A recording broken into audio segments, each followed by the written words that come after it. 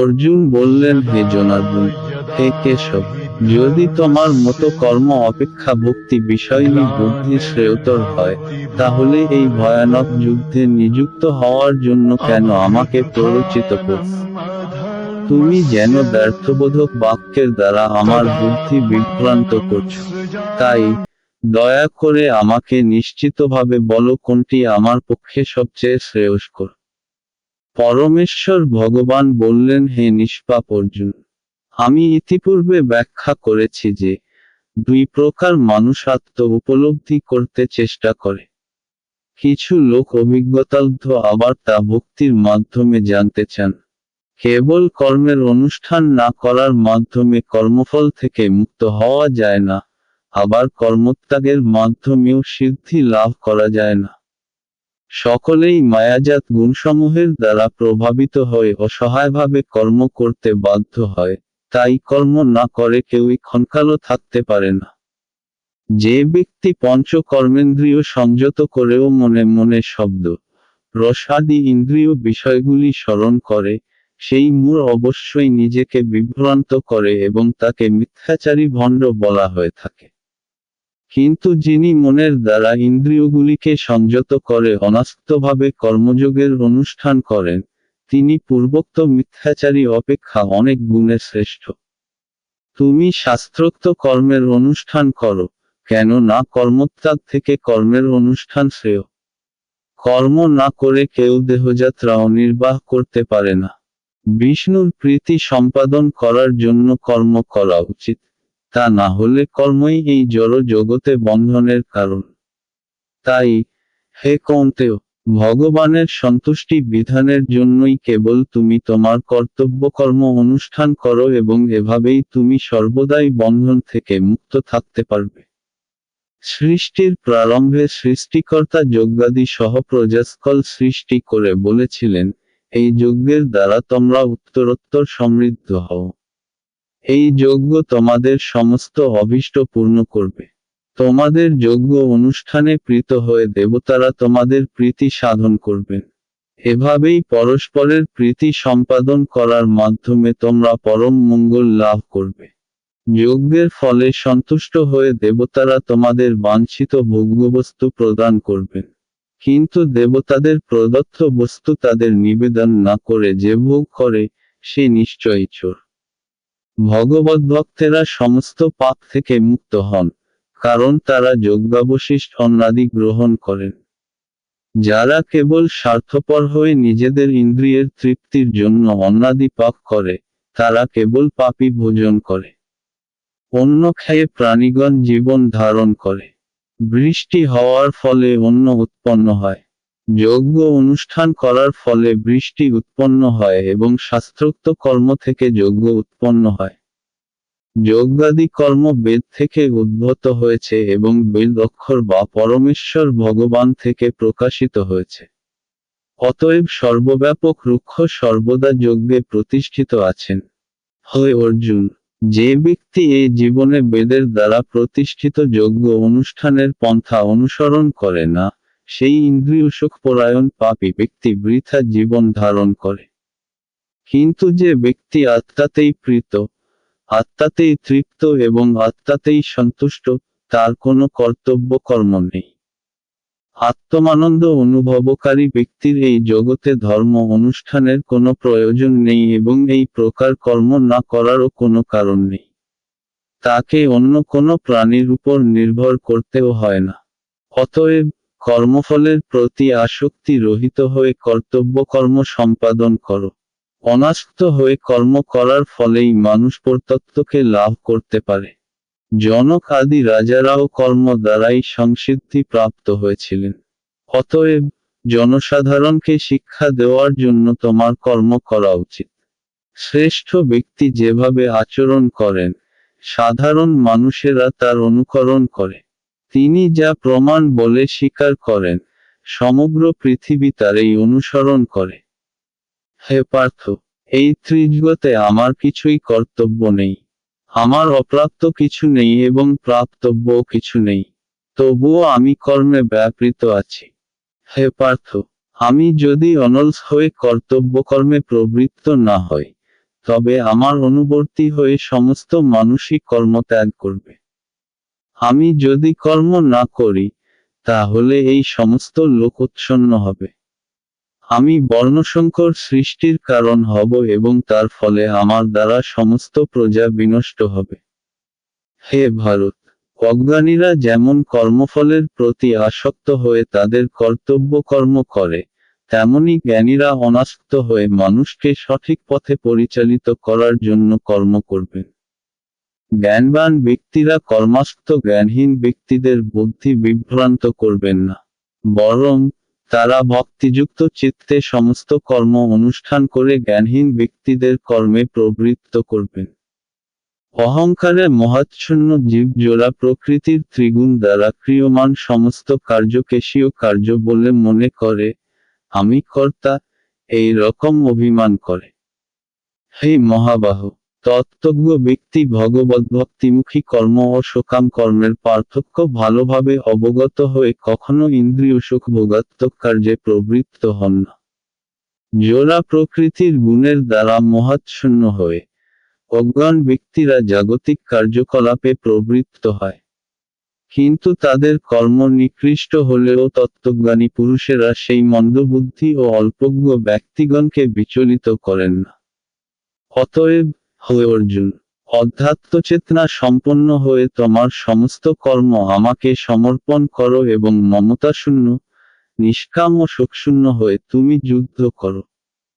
আমার নির্দেশ অনুসারে যে সমস্ত মানুষ তাদের কর্তব্যকর্ম অনুষ্ঠান করেন এবং যারা শ্রদ্ধাবান ও মাৎসর্য রহিত হয়ে এই উপদেশ অনুসরণ করেন, তারাও কর্মবন্ধন থেকে মুক্ত হন।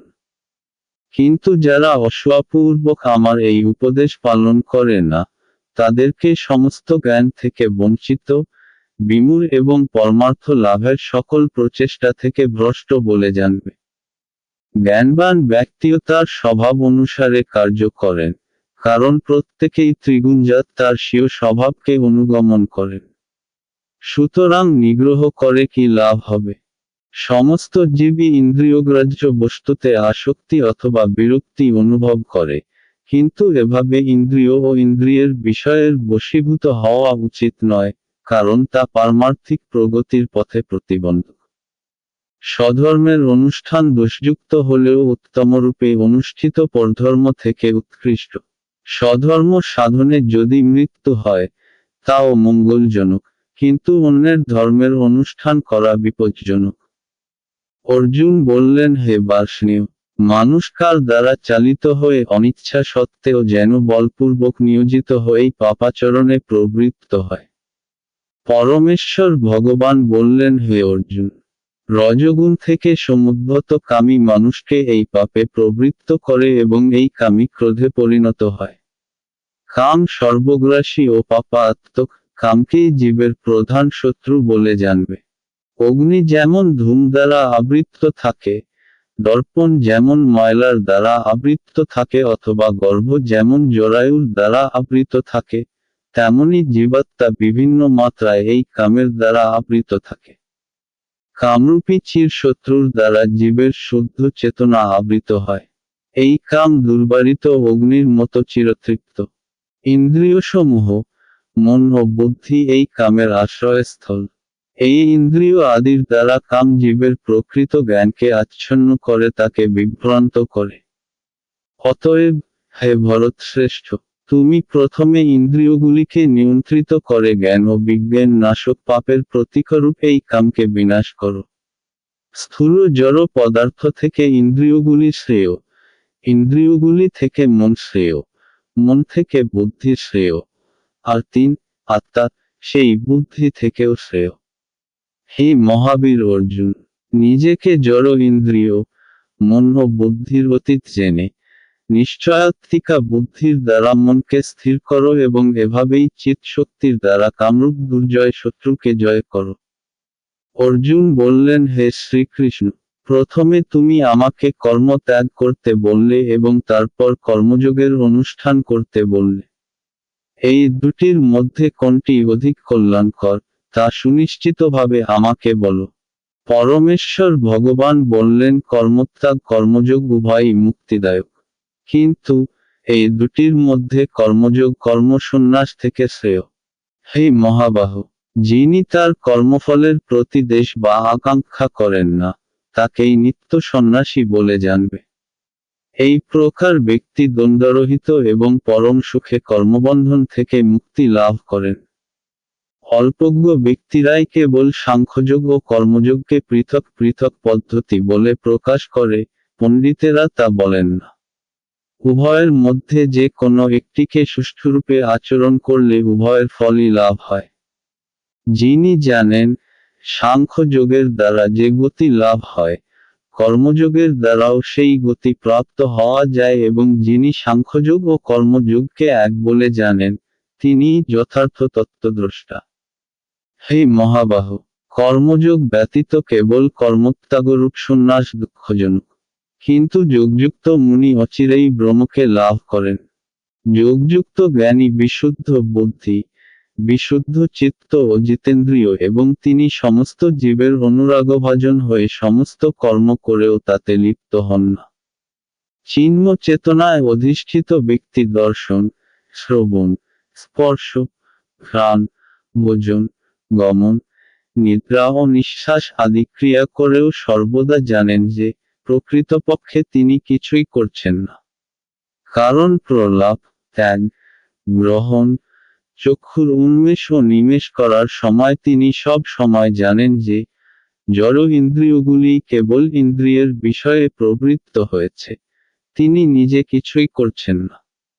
যিনি সমস্ত কর্মের ফল পরমেশ্বর ভগবানকে অর্পণ করে অনাসক্ত হয়ে কর্ম করেন, কোনো পাপ তাকে কখনো স্পর্শ করতে পারে না, ঠিক যেমন জল পদ্মপাতাকে স্পর্শ করতে পারে না।